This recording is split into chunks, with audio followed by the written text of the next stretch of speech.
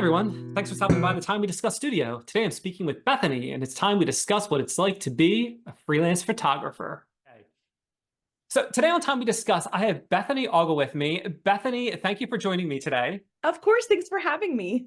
Absolutely. So Bethany, looking at your website, oglephotography.com. Well, first, I love your tagline, capture moments and make memories. I love that. Now, as a photographer, you're on deck for taking photos of weddings, portraits for both people and animals, and you're taking photographs for business too. As a photographer, what's a typical day like? So my days kind of vary as a photographer. So I'm actually a full-time teacher as well. And so during the week, usually my day, as soon as I get done teaching, I'm checking my email, responding back to clients, scrolling through Facebook. I'm a part of a lot of different photography pages on Facebook. And so a lot of people put out little feelers like, hey, I need a photographer for this wedding, or I have a sports game I need a photographer for. And so a lot of times I'm responding to those kinds of emails during the week.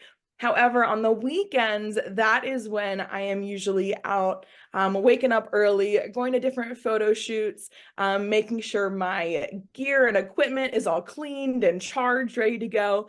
And then also the evenings are usually filled with a lot of editing photos.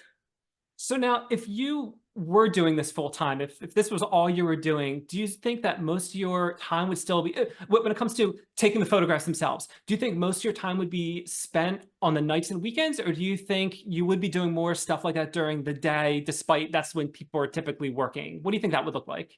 Yeah, I would definitely spend more time during the day taking photos. There's a lot of opportunities out there, especially early in the morning and even throughout the day for like large events. A lot of large conferences actually ask for photographers. And so I know that around different big cities like New York and Baltimore and Philadelphia, there are always people asking for photographers during the day for either those events or different like photo shoots, as well as different like wedding oriented photo shoots as well. Now, your website says you're based out of Quakertown, right? Pennsylvania. Yep. And is that, I'm not really familiar with that area of the state. Is that more rural or is that more urban? What's that like? So Quakertown is actually very, very rural. So we're out in the country. You have beautiful scenery, which actually helps because there's great places to take some photos. So before we talked about different conferences happening in like Philadelphia, Boston, so on and so forth, for you where you're located, does it make sense to travel to any of those, or for you specifically, not so much? In my situation where I am still teaching full time, it doesn't make sense financially for me to take off work and go to those large conferences. However, if I was full time, it would 100% be worth it. A lot of times when I am deciding if something like that would be worth it, I, number one, look at how long the event is. I look at where the event is and then also what they're charging. A lot of those large events actually don't cost very much. And so sometimes they're only looking for something called a second shooter. And so that is where a photographer is helping another photographer, and then they just give like the memory card from their camera to that main photographer to edit the photos. And so a lot of times those only pay about $50 an hour. And so if I'm traveling, let's say an hour, 2 hours to the event, it wouldn't be worth it. But if the event happens and I'm interested in it and it's a little bit closer than 100%, the cost wouldn't matter as much. Now, for events like that, how does stuff like copyright work? When you take those photos, I'm assuming they're paying you, they own the photos at that point. Is that typically how something like that works?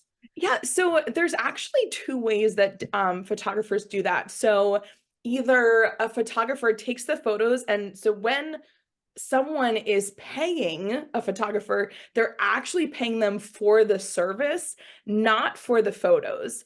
And so a lot of times a photographer says, here are your photos, they're on this website, and then you actually have to pay for the rights of the photos, or you have to pay per photo.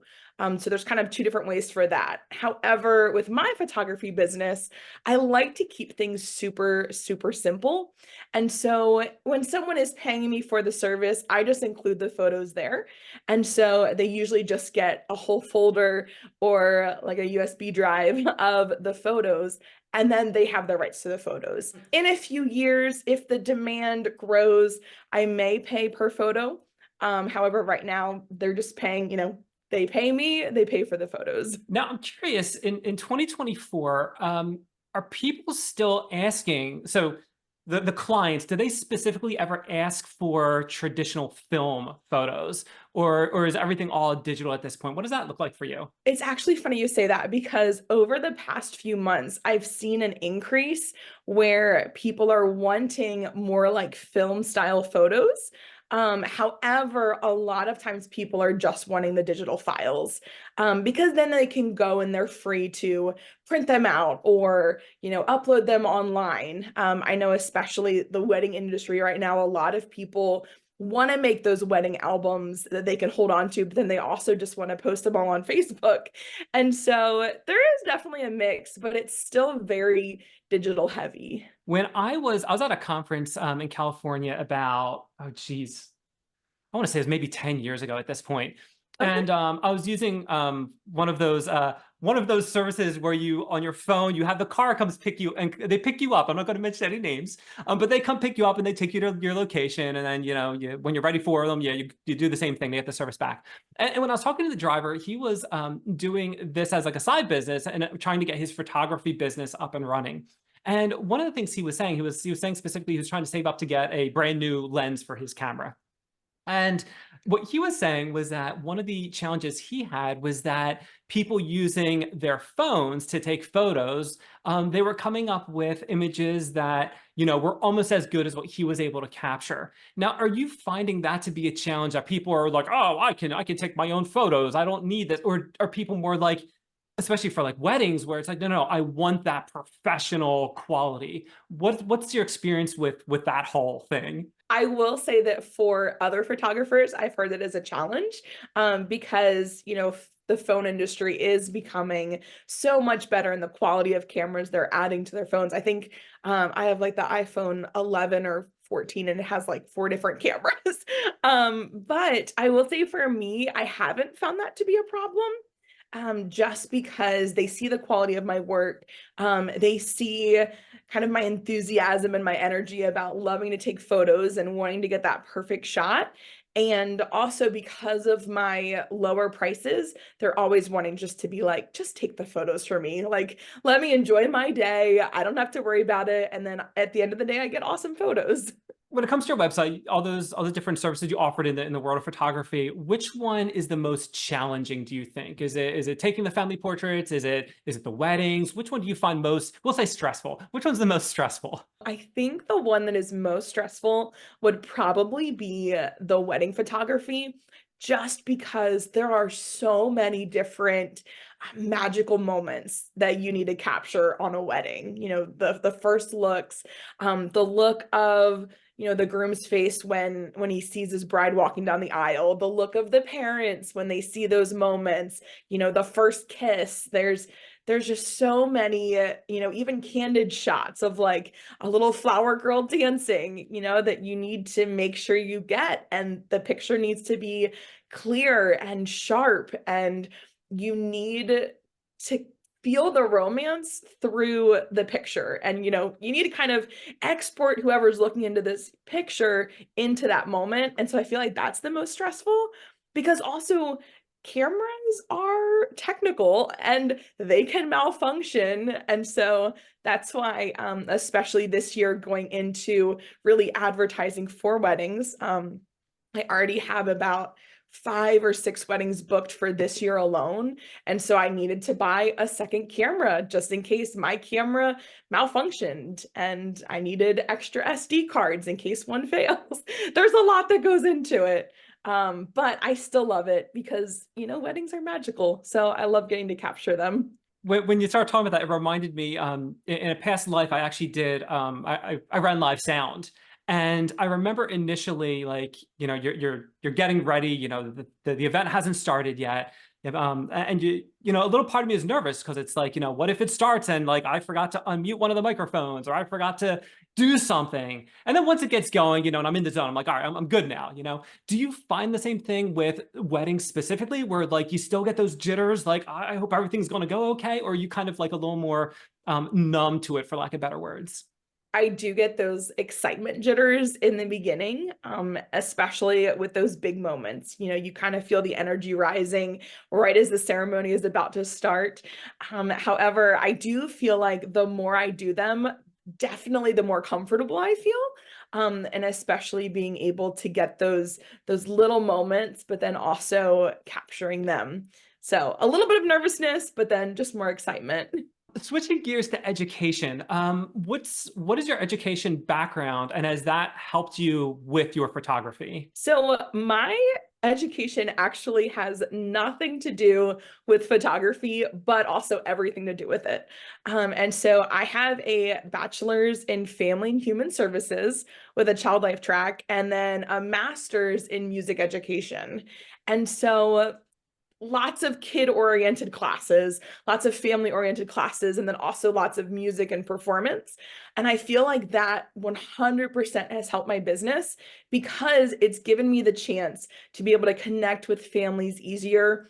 Especially when I'm taking photos of them, I have that opportunity to really understand how they're feeling and understand kind of the atmosphere and what's going on. And then also with my music degree, that's really helped me honestly make great connections and being able to take photos of musicians and really capture beautiful aesthetics when it comes to shooting musical performances, even like musical theater performances, other theater productions, and other events like that. Bethany, I'm gonna admit I'm surprised that you don't have a photographer, an educational background in photography, because looking at those pictures, you take some amazing photos. And Thank I you. honestly assumed that you had a bachelor's of fine arts with a major in photography or something like that. So how did you learn to take the photos that you take? First of all, I have many, many fantastic friends who are great photographers and who have taken classes. And so I've honestly learned a lot from them, but YouTube is fantastic, and Google. I picked up my first camera. I think I got it for Christmas when I was 8 or 9, and started, just messing around with it, looking at the different filters and functions and taking photos with it. And so honestly, the pictures I get now is because of number one, just practicing and having that artistic eye, listening to podcasts, watching YouTube videos, and just being involved with the photography field. There's a great community and it's really supportive. And so I've just learned a lot from others. So if someone's looking to pursue a field of photography, we'll say that they're looking to change careers. It sounds like that if they wanted to do that, they can really just pick up education kind of on the side through podcasts, through YouTube channels, follow the favorite photographers, and see what people are doing. Absolutely. So you could say my career is kind of a career change a little bit, or a hobby that has now turned into a career. And so I would just encourage people that if they want to make that career change, read into it, watch videos, talk to people. There are great like Reddit, and there's other websites that you can go into, like group chats, and really read about the technology and really learn about how to do your business well, but then also not only how to edit photos, but how to take them well, and what you're looking for, and what kind of camera you should get, and what kind of lens. Like, there are hundreds of options. And so just having people that you can talk to is really helpful. This video that I'm going to mention actually airs in I think 10 days. I interviewed a magician, Joe Holiday. Oh, And cool. one thing I asked about him, I said, being like the magician in the family, when you're at different events, do people typically ask you like, oh, can you show me, this particular trick or whatever? Like, let's show us some magic, like that kind of a thing. When you're at different family events, are you like the resident photographer? Do they kind of expect that from you at this point? I am. And honestly, I love it just because I love taking photos so much. So even going to like my niece's birthday party, I'm always grabbing my camera, and going to like Christmases, grabbing the camera, and no matter where I'm going, my camera's always with me. Actually, that's how I started shooting weddings is because I was going to my cousin's wedding and she asked if I could bring my camera. And then my sister-in-law was getting married. I ended up being a bridesmaid in the wedding and singing at the wedding. And then she was like, can you just bring your camera, like just to take a few shots? And those ended up being some of her favorite photos of the wedding. So it's just all about, taking the opportunities when they come. So the other services that you offer on your website, how did you start to bridge out to those? Like what prompted you to start doing the different events or family portraits? How did that happen? I used to be extremely heavily involved, for instance, in the theater community. So I actually moved 2 years ago to Pennsylvania from Maryland. And so when I was in Maryland, I, was dancing, singing, acting, all that kind of stuff with this theater company. And one summer, they asked me, they were like, hey, you have a really nice camera. Do you want to come take photos for our production? And I was like, sure. And so that kind of gave me the practice to then go into shooting theater productions and musical shows and all that kind of stuff. And honestly, it's really about the demand. If I know a family who is expecting a baby, I reach out and I say, hey, would you like newborn photos? My neighbor had a bunch of dogs and she was like, I just really would love some photos of my dogs and, us. And I was like, perfect. Pet photography. My sister has been riding horses for years. And so she would ask me to come out and take photos of her riding. More pet photography. And so really it's all about the demand. I think the perfect example of this is most recently, someone had reached out to me and asked, they saw that I was a photographer and they were like, hey, could you come to this event and bring a photo booth? You could have props and all that kind of stuff. Like, would you be willing to do that? And I said, absolutely. I did not have a photo booth though. So I quickly made one and, designed it all, got all the props, and now I have a photo booth option. And so it's really just about saying yes to being flexible, saying yes to all the opportunities, saying yes to kind of just giving your photos to the world and seeing what happens. Bethany, I love that story. That kind of goes in line with I think it was my fourth or fifth video. I interviewed Lauren Alice, and she was a senior manager. She does like writing communications for her company. And I said a story in that where my father had an engraving business. It was like a very similar thing where it was, people asked him if he did these other things. And he's like, no, I don't do that. No, I don't do that. And then finally he's like, well, maybe I should be doing that. And it's kind of like exactly what you're saying. You're like, yeah, sure, I could do that. Sure. Photo booth, absolutely. How do I do this? Yes. Yeah. I love that. Bethany, this is the part of the segment where I really like to just kind of throw a random question at you. Has nothing at all to do with your profession. Like to see, if I get the people squirm a little bit. Hasn't happened yet, but it doesn't keep me from trying. In previous segments of Time We Discussed, I've spoken about how I'm a child of the 90s. Well, I recently rediscovered grunge music. It's interesting at the time I tolerated it, but looking back now, listening to it, I have a whole new appreciation for it. So Bethany, my question for you, can you think of something that you recently rediscovered and previously either did not like it, but now you do, or the other way around? I think one thing, and it totally does not have to do with photography at all, but that's the point of the question, is so in my career as like a music teacher, that's what I do. I used to, like when I was very, very little, I used to do like bucket drumming in this like little kindergarten, or I think it was like a first grade music class or something years ago. And so now, 20 years later or 22 years later, however long, I am now teaching that to my kids. And I didn't realize exactly how loud it was. Like I always thought it was really, really fun and it was fantastic and it was great. And now I'm like, how in the world did like my teacher think this was a great idea? Because like there's little pieces of plastic flying everywhere. So like I think that's like one thing. Maybe I could probably think of a better one if I think harder. That reminds me, as nieces and nephews started to join our family, they would take my parents would take out the Tupperware for them to play with, or the pots and pans for them to play with, and kind of like what you're saying, it's like that is so loud. I need to exit this area pronto. Yes. And I'm very, like, you can ask anybody. I'm kind of known as like a loud person and a musical person. But yeah, there's just something about like the bucket drumming that One last question for you. I do like to give the person that I'm speaking with the opportunity to discuss a personal project they're working on or the business they work for, something like that. So Bethany, if there's something that you'd like to plug, the floor is yours.